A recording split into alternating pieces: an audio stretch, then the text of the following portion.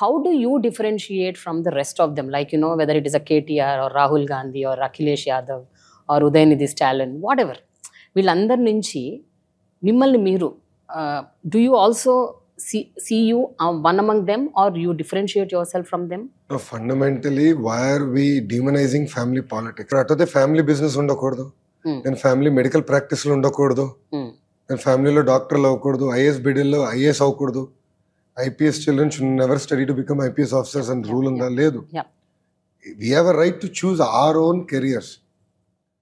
మేము ఇప్పుడు లెగసీ అనేది తలుపు తెరుస్తుంది, కానీ ఆ రూమ్లో కూర్చునే అర్హత ఉందా లేదా అనేది ప్రజలు నిర్ణయిస్తారు. ఇట్ కుడ్ బి ఇన్ బిజినెస్లో అయితే consumers will decide or employees will decide over a period of time. Doctors అయితే పేషెంట్స్ విల్ డిసైడ్. సో పాలిటిక్స్లో పబ్లిక్ విల్ డిసైడ్. నంబర్ 2, మీరు చెప్పిన నాయకులందరూ every one has their own style of politics. Harish Rao garu style of politics is different from Ram style of politics. Revanth garu style of politics is different from KCR garu politics. So different leaders have their own style. So I have my own style. I have my own way of taking decisions, and I have my own opinion on where I see India, 10 years from now, 20 years from now. Yeah. So andike earlier I was saying, $5 trillion economy is such a small target. India has immense potential. We should start talking bigger. Yeah. Each state should be a $1 trillion economy. Like America ade kada. States are so strong. Correct. So India lo kuda states should become stronger.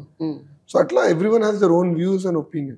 Exactly. But ఇప్పుడు నేను ఎవరైతే పేర్లు ఇప్పుడు తీసుకొచ్చానో వీళ్ళందరూ కూడా irrespective of the family politics, వాళ్ళ credibility, వాళ్ళ మెరిట్స్, వాళ్ళ అడ్వాంటేజెస్తోనే వాళ్ళు they proved that they are there where they are అన్నట్లు. సో అట్లా మీరు, but you took lot of time when compared to others. వాళ్ళందరూ తీసుకున్న దానికంటే మీరు కొంచెం టైం ఎక్కువ తీసుకున్నారు to get where you are today. మీరు చెప్పిన పేర్లు except for Udhayanidhi, every one of them is 10 years older than me. No, I'm not talking about the age. No. I'm talking about once you plunge into politics. No, it took them 10 years. Ram మంత్రి ఏదని 10 సంవత్సరాలు పెట్టిందండి. 10 సంవత్సరాలు పెట్టింది. 10 సంవత్సరాలు పట్టలేదండి. Government form అయిన 2 years గా he became government 2014 లో కదా ఫామ్ అయింది. No, but behind that he fought for 7 years. Exactly. No, that's what I'm saying. Different people took their own trajectories, so it's very unfair to compare. It's not equals. We're all fruits, I agree. Yeah. But one of them is an orange, one of them is an apple. Right. So we have our own ways, and different people take their own time in emerging. But how do you look at yourself? Ante down the lane, ఇప్పుడు everybody says now, okay, the next CM would be Lokesh. No, Chandrababu Naidu అని మీరు అంటారు sir, మేము కూడా అంటాం, public కూడా అంటారు. అంటే see, there is always a scope that Lokesh would be the CM in future. Lokesh would be the CM in future for all given reasons అని అంటారు. So how do you take that kind of a sentence? No, but these are all hypothetical statements fundamentally. Yeah. See, end of the day, all of us have to create strong states. Strong states will create strong nation. అది నా agenda. So ఒక్కొక్క రాష్ట్రం ఎలా బలోపేతం అవ్వాలి, మొత్తం భారతదేశం అభివృద్ధి చెందాలంటే అన్ని రాష్ట్రాలు సహకరించాలి అండ్ అన్ని రాష్ట్రాలు కాంట్రిబ్యూట్ చేయాలి. I truly believe that. So రాష్ట్రాలను ఎలా బలోపేతం చేయాలనేది ఒక లక్ష్యం. దాంట్లో భాగంగా what is the role of ఇప్పుడు డివైడెడ్ ఆంధ్రప్రదేశ్.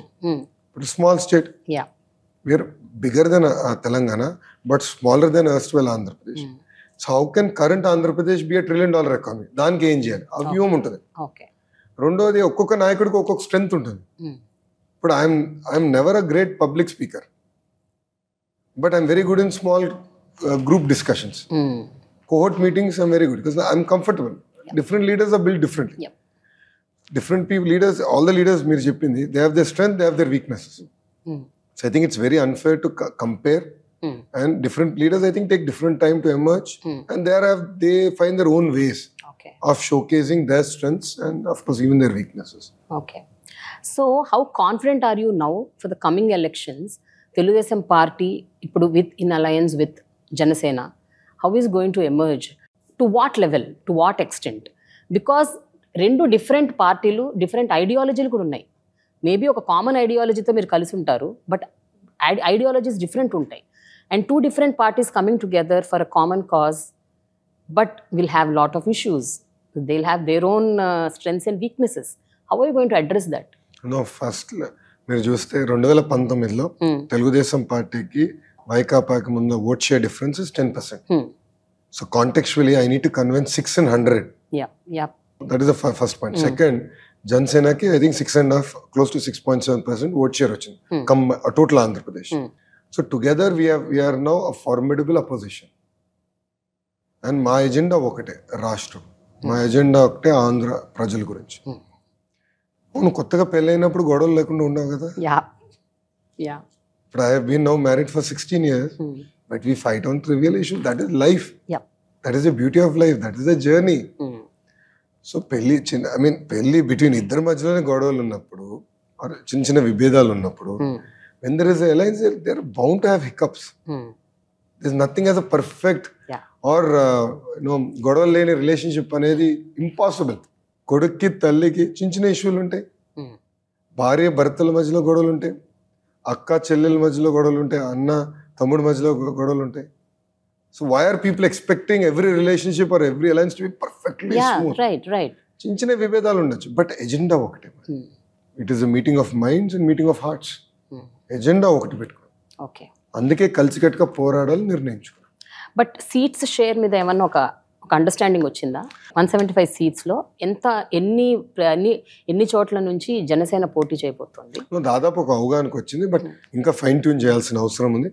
అది నెక్స్ట్ 1 monthలో మా తెలుగుదేశం పార్టీ అధ్యక్షులు వారు చంద్రబాబు నాయుడు గారు, అదేవిధంగా పవన్ కళ్యాణ్ గారు కలిసి ప్రకటిస్తారు. ఓకే, ఒకవేళ మీరందరూ ఊహించినట్టు గవర్నమెంట్ ఫామ్ అయితే డిప్యూటీ సీఎం పవన్ కళ్యాణ్ గారు అవుతారా? అది వాళ్ళిద్దరు నిర్ణయించుకోలేదు, బాబు గారు చంద్రబాబు నాయుడు గారు. It is a part, you all also will discuss and do it కదా. That will be decided by Telugu Desam party, Chandrababu Naidu గారు, పాలిట్ బ్యూరో, అదేవిధంగా పవన్ గారు. They have to decide. It is not for Lokesh to decide కదా. బట్ ఎన్నో సందర్భాల్లో పవన్ కళ్యాణ్ గారు బహిరంగ సభల్లోనే ఒక మాట అంటూ వచ్చారు చాలా సందర్భాల్లో. ఏంటంటే, మీరందరూ నా సభలకు వస్తున్నారయ్యా, కొన్ని వేల సంఖ్యలో లక్షల సంఖ్యల్లో వస్తున్నారు, కానీ మీరు ఓట్లు వేయట్లేదు అని అన్నారు ఆయన. చాలా సందర్భాల్లో అన్నారు, this is not converting into vote అని. తెలంగాణలో జరిగిన ఎన్నికల్లో కూడా అదే జరిగింది. Janasena party could not achieve in 1 seat. So what you have to say about this? అంటే పవన్ కళ్యాణ్ అన్న మాటలు, తెలంగాణలో జరిగిన ఒక దాన్ని మీరు రెఫరెండంగా ఏమన్నా తీసుకుంటారా ఆంధ్రప్రదేశ్ ఎలక్షన్స్కి సంబంధించి? మీరు చూస్తే రాజకీయ నాయకులు అన్న వాళ్ళం మనం నిరంతరం ప్రజల్లో ఉండాలి, ప్రజల తరపున పోరాడాలి. పవన్ కళ్యాణ్ గారు కూడా వారాహి యాత్ర ద్వారా ప్రభుత్వాన్ని ఉతికారేస్తున్నారు, ఆయన ఎజెండాని ముందలు తీసుకెళ్తున్నారు. తెలంగాణకు వచ్చేగల ఆయనకి టైం సరిపోలేదు. He was very busy with Andhra politics. So I believe that is one of the reason. రెండోది అబ్సల్యూట్లీ రైట్, ఇప్పుడు యంగ్స్టర్స్ ఓట్ వేయాలి కదా. ఎందుకు హైదరాబాద్లో majority of them didn't vote? అంటే అందరం కూర్చుని కాఫీ తాగుతాయి, ఈ ప్రభుత్వం ఇంతే, మాకు రోడ్లు సరిగలేవు, డ్రైన్లు సరిగలేవు, కరెంట్ 24 గంటలు ఎవరు, కరెంట్ ఛార్జీలు పెంచేశారని అందరం కొనుక్కుతాం. కానీ వెళ్ళి ఓట్ అయిపోతే ఎట్లా? ప్రజలు కూడా ఇది సీరియస్గా తీసుకోవాలి. తీసుకొచ్చి ఏదైతే మార్పు ఆశిస్తున్నామో ఎవరు తీసుకురాగలుగుతారు, ఆ మెరుగైన పరిపాలన ఎవరు అందించగలుగుతారు, ఎవరు ఆ వ్యక్తి, ఏ ప్రభుత్వం చేయగలరు, అది ఆలోచించి ఓట్ వేయాల్సిన అవసరం వచ్చింది ఇప్పుడు. And India has one of the largest youth population. So యువత పైన కూడా బాధ్యత ఉంది. సో వాళ్ళ ఓట్ హక్కుని సరిగా వినియోగించవలసిన అవసరం కూడా ఉంది. ఇప్పుడు యూఎస్ చూడండి, the voting percentage is very low compare to India. So developed economy. So చదువుకున్న తర్వాత కంఫర్టబుల్గా సెటిల్ అయిన తర్వాత లైఫ్లో ఏలో గంట లైన్లో నుంచి దానికి మనకి ఇబ్బంది. అదే క్రికెట్ మ్యాచ్ స్టేడియం వెళ్ళి చూసేదానికి 3-4 గంటల నుంచి ఉంటాం. కారు ఎక్కడో పార్క్ చేసి 2 కిలోమీటర్లు నడుస్తాం, కానీ ఓటేసేదానికి బద్ధకం. దానివల్లనే వెనుకబడుతున్నాం. 1 day, ఒక్క పూట 5 సంవత్సరాల్లో ఒక్క పూట ఎన్ని కష్టాలైనా, గంట కాదు గంటన్నరైనా పర్వాలేదు, లైన్లో నుంచుని ఎస్ నేను ఏదైతే అనుకుంటున్నానో, ఏ ఆశయాలు, way do I see my state, ఏ పార్టీ అది చేయగలదు, అది నెరవేర్చగలదు, ఆ పార్టీకి ఓటేసేదానికి I will stand extra 1 hour, it is okay అని మనం అనుకోవాలి, భావించాలి. లేదంటే ఏమవుతుంది, ఇప్పుడు నాలాంటి యంగ్స్టర్స్ మేము ఉన్నాం, నేను స్టాన్ఫర్డ్లో చదివా, ఇంకా then what is the incentive for me to work for people? ఎందుకు కష్టపడాలి నేను ఇంత? ఎందుకు గొడ్డి చాకరీ చేయాలి? ఎందుకు ఇంత 1000 కిలోమీటర్లు నడవాలి? ఎందుకు ప్రజల సమస్యలు తెలుసుకుని వ్యూహం ఫామ్ చేసుకుని ఆ మార్క్ తీసుకురావాలని ఆశించాలి?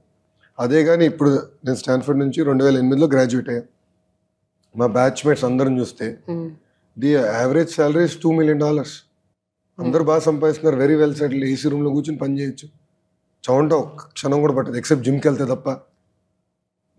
నేను ఆ జీవితం కోరుకుని ఉండొచ్చు, కానీ నేను ఏదైతే నమ్ముకున్నాను, అంటే నేను ఏదైతే నమ్మాను, నేను ఆంధ్ర రాష్ట్రం నంబర్ 1 చేయాలి, పాజిటివ్ లీడర్షిప్ తీసుకురావాలి, బిల్డ్ చేయాలి అని నేను ఏదైతే నమ్ముకున్నానో దానికోసం నేను పోరాడుతున్నాను. దానికి ప్రజలు కూడా సహకరించాలి, ప్రజలు కూడా ఆశీర్వదించాలి, దీవించాలి. ప్రత్యేకంగా చదువుకున్న వాళ్ళు, అర్బన్ యంగ్స్టర్స్ పెద్ద ఎత్తున వచ్చి ఓటు వేయాల్సిన అవసరం ఉంది.